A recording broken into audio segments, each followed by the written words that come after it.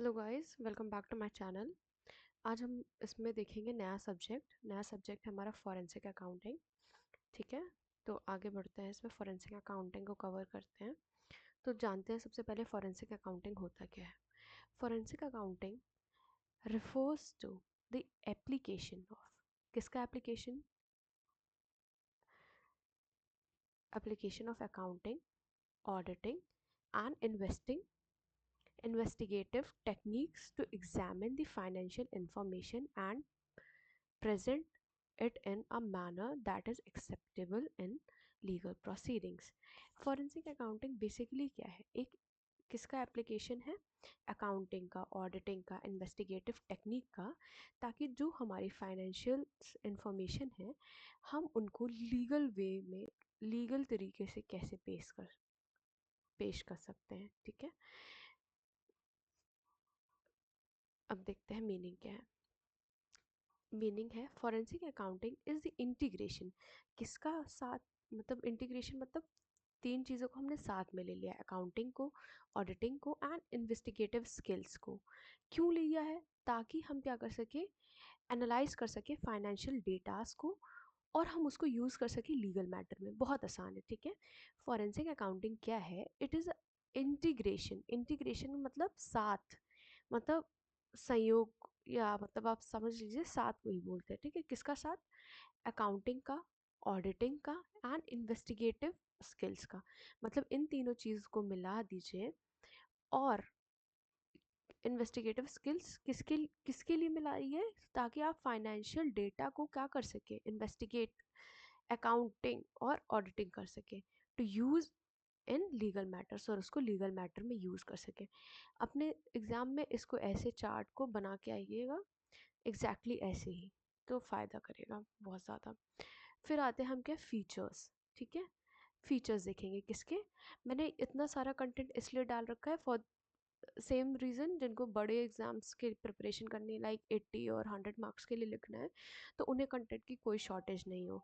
For the mid सम और mid term के लिए जो प्रिपेयर कर रहे हैं वो अभी पॉइंटर्स देखें। ठीक है, पॉइंटर्स को रफली समझ लें और फिर जाके एग्ज़ाम में 2-3 लाइन में जाके लिख के आ जाए। बहुत टफ नहीं है कुछ भी, और ये जितना भी डिटेल है सब ऑथेंटिक है और सब बुक से उठाया हुआ है। ठीक है, forensic accounting has a several unique characteristics that distinguish from traditional accounting and auditing. ऐसी कुछ कैरेक्टरिस्टिक्स हैं जो कि इन्हें नॉर्मल ट्रेडिशनल अकाउंटिंग और ऑडिटिंग से थोड़ा सा हटके बनाते हैं। वो अप्रोचेस क्या है, वो फीचर्स क्या है? इन्वेस्टिगेटिव अप्रोच होती है भाई, जांच पड़ताल करने वाली अप्रोच होती है इस अकाउंटिंग की। ठीक है, लीगल ओरिएंटेशन, आप कोर्ट में इसको लीगल एविडेंस की तरह भी पेश करते हैं। ठीक है, suitable for court use. Use of multiple disciplines, इसमें बहुत सारे सब्जेक्ट्स का यूज़ होता है। ऑडिटिंग होता है, अकाउंटिंग हो गया, लॉ हो गया, इंफॉर्मेशन टेक्नोलॉजी, आईटी यूज़ हो गया। तो ये सारी चीज़ें, बहुत सारे सब्जेक्ट्स को यूज़ करके फॉरेंसिक अकाउंटिंग बनता है। ठीक है, फोकस ऑन फ्रॉड डिटेक्शन। अब मेन फोकस क्या, आप इन्वेस्टिगेट कब किसी को करोगे? जब आपको किसी पे शक होगा, है ना, फ्रॉड का डिटेक्शन करने के लिए और उससे बचाने के लिए। ठीक है, एविडेंस को कलेक्ट करना और डॉक्यूमेंटेशन करना। ठीक है, ताकि डॉक्यूमेंटेशन करना जैसे उसको हम कोर्ट में पेश कर सकें। डिटेल्ड एंड क्रिटिकल एनालिसिस, बहुत ज़्यादा डेप्थ में स्क्रूटनी होती है इसमें। ठीक है, फॉरेंसिक अकाउंटिंग में आप किसी की छानबीन कर रहे हैं तो आप ऊपर ऊपर से तो कुछ भी पता नहीं लगा सकते, आपको हर एक चीज़ में अंदर जाना पड़ेगा। तो डीप स्क्रूटनी होंगी, क्रिटिकल एग्जामिनेशंस होंगे, सारे आपके बैलेंस शीट, सारी फाइनेंशियल स्टेटमेंट, सब सब उथल पुथल के देखा जाता है। Objective and independent work. ठीक है, एक्सपर्ट विटनेस रोल भाई, इसमें एक्सपर्ट का बहुत रोल होता है। Focus on the past event, जाहिर सी बात है, आप इन्वेस्टिगेट कोई चीज़ कर रहे हो तो कोई चीज़ गड़बड़ हुई होगी, तो पुरानी किसी चीज़ में गड़बड़ी हुई होगी, तब उसी को इन्वेस्टिगेट कर रहे होगी, तो पास्ट इवेंट पे फोकस करता है। ठीक है, ये शायद ये 2 पॉइंट वापस से यहीं पे आ गए, तो ये इग्नोर करिएगा। ठीक है, सेम ही है। कॉन्फिडेंशियल एंड सेंसिटिव वर्क, अब आप किसी कंपनी की स्क्रूटनी कर रहे हैं, किसी कंपनी की छानबीन कर रहे हैं, तो वो हमेशा गुप्त होता है जब तक कि कोई बड़ा चीज़ ही बाहर ना आ जाए। ठीक है, तो उसको हम गुप्त रखते हैं। ठीक है, कॉन्फिडेंशियल होता है। और फीचर्स क्या आते हैं इसमें जो है, बड़ी एडवांस टेक्नोलॉजी का यूज़ होता है। ठीक है, ये छोटे छोटे इसके बीच में मैंने पॉइंटर्स डाल रखे हैं। तो आप जैसे एग्ज़ाम्स के बड़े में, बड़े एग्ज़ाम्स के लिए तो आप इसको लिख के आगे एक्सप्लेन करिएगा। ठीक है, अब आगे चलते हैं, इनका नेचर देखते हैं, नेचर कैसा होता है। वही सेम चीज़, नेचर कैसा होता है भैया, इन्वेस्टिगेटिव नेचर होता है, एनालिटिकल एंड क्रिटिकल होता है। भाई सारी चीज़ की छानबीन हमें करनी पड़ती है। लीगल ओरिएंटेड होता है क्योंकि इनके डेटाज हम कोर्ट में पेश करते हैं। एविडेंस बेस्ड भी होता है भाई, कोई इन मतलब किसी किसी के सबूत के paper document verified data logical reasoning, ये सारी चीज़ें इसमें चलती हैं। ऑब्जेक्टिव एंड इंडिपेंडेंट, ये भी ऑब्जेक्टिव बेस का होता है, इंडिपेंडेंट होता है, न्यूट्रल इन नेचर होता है, ठीक है, अनबायस्ड होता है, ये सारी चीज़ें। प्रिवेंटिव एंड डिटेक्टिव दोनों होता है, प्रिवेंटिव इन नेचर का भी है और डिटेक्टिव इन नेचर का भी है।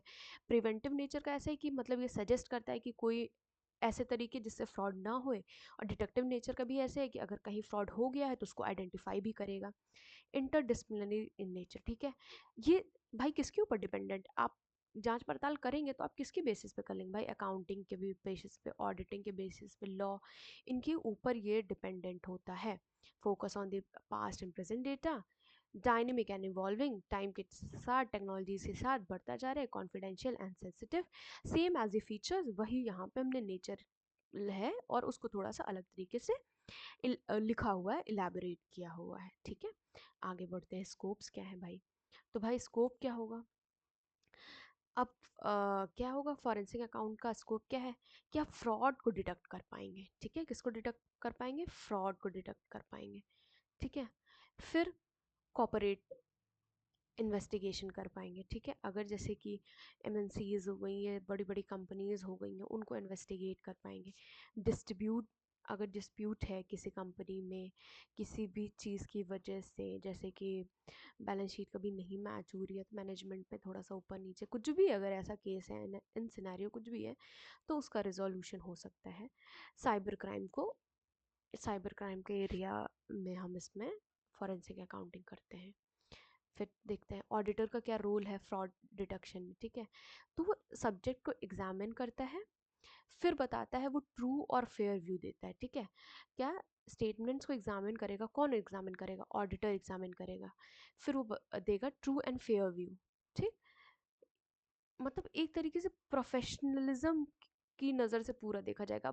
ऑडिटर तो भाई जब सीए ही होगा ना, तो उसको पूरी फाइनेंशियल अकाउंटिंग सारा कुछ बहुत थॉरली, बहुत अच्छे से आता है, तो वो अपनी प्रोफेशनल एडवाइजरी देगा, प्रोफेशनल चीज़ों की तरीके से इसको डिटेक्ट करेगा। ठीक है, फिर आता है, अच्छा भाई ऑडिटर की भी क्या जिम्मेदारी बनती है, auditor liability for undetected fraud. अब क्या लाइबिलिटी उसकी बनती है, निग्लिजेंस की लाइबिलिटी, भाई वो इग्नोर करेगा अगर, ठीक है, ड्यू केयर। ठीक है, तो ऑडिटर के ऊपर बहुत बड़ी जिम्मेदारी होती है। अगर जैसे कि एज अ सीए किसी कंपनी में कोई ऑडिट करने गया है, तो उससे बाय चांस कुछ छूट जाता है, निगलेक्ट हो जाता है, तो ये ऑडिटर का दायित्व तो बनता है, ये ऑडिटर के ऊपर बात आती है।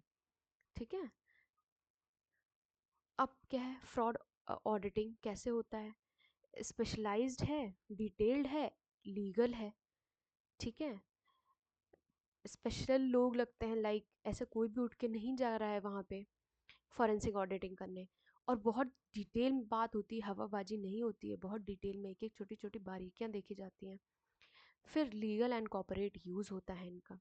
अब देखते हैं फॉरेंसिक अकाउंटिंग के ऑडिट, फॉरेंसिक ऑडिट के यहाँ पे क्या है ऑब्जेक्टिव्स, तो इन्वेस्टिगेट करना, एविडेंस को कलेक्ट करना, आइडेंटिफाई रिस्पॉन्सिबल पर्सन। ठीक है, पहला स्टेप क्या हो गया, आप डिटेक्ट करो, इन्वेस्टिगेट करो, फिर दूसरा एविडेंस को कलेक्ट करो, तीसरा क्या हो गया, पर्सन को आइडेंटिफाई करो जिसने भी ये फ्रॉड किया है। ठीक है, अब फेजेस आते हैं, अब फेजेस आते हैं किसके, फॉरेंसिक ऑडिट के। किसके फेजेस आते हैं, फॉरेंसिक ऑडिट के।